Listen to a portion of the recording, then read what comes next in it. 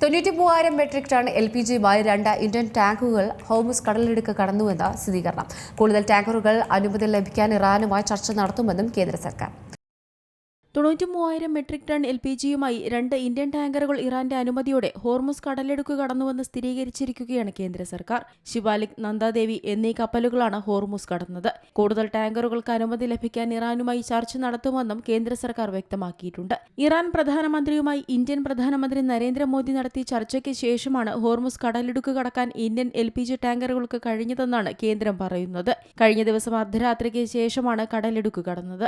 ഇവ March 16-17 തീയതികളിലായി Indian തീരത്തേക്ക് എത്തുമെന്നാണ് വിവരം. ഖത്തറിലെ റാസ് ലഫാൻ മേഖലകളിൽ നിന്നാണ് ടാങ്കറുകളിൽ LPG നിറച്ചത്. 22 ഇന്ത്യൻ എണ്ണ കപ്പലുകൾ ഹോർമുസ് കടലിടുക്കിന്റെ പടിഞ്ഞാറ് ഭാഗത്തുണ്ട്. ഇവയ്ക്കും സുരക്ഷിത പാത ലഭിക്കുമെന്നാണ് നിഗമനം. ഗൾഫ് മേഖലയിലെ കപ്പലുകളിലുള്ള എല്ലാ ഇന്ത്യൻ ജീവനക്കാരും സുരക്ഷിതരാണെന്നും കഴിഞ്ഞ 24 മണിക്കൂറിനിടെ യാതൊരു അനിഷ്ട സംഭവങ്ങളും റിപ്പോർട്ട് ചെയ്തിട്ടില്ലെന്നും ഷിപ്പിംഗ് മന്ത്രാലയ സെക്രട്ടറി പറഞ്ഞു. ഇപ്പോൾ പേർഷ്യൻ ഗൾഫ് മേഖലയിൽ 22 ഇന്ത്യൻ പതാകയുള്ള കപ്പലുകൾ അവശേഷിക്കുന്നുണ്ടെന്നും അതിൽ മൊത്തം 611 നാവികരുണ്ടെന്നും മന്ത്രാലയം വ്യക്തമാക്കി.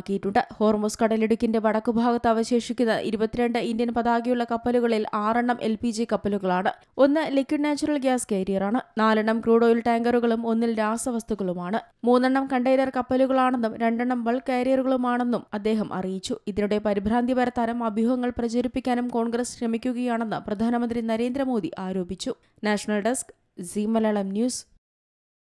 ഏറ്റവും പുതിയ വാർത്തകളും വിശേഷങ്ങളും വിരൽത്തുമ്പിലറിയാൻ സീ മലയാളം ന്യൂസ് എല്ലാ ഡിജിറ്റൽ പ്ലാറ്റ്ഫോമുകളിലും ലഭ്യം.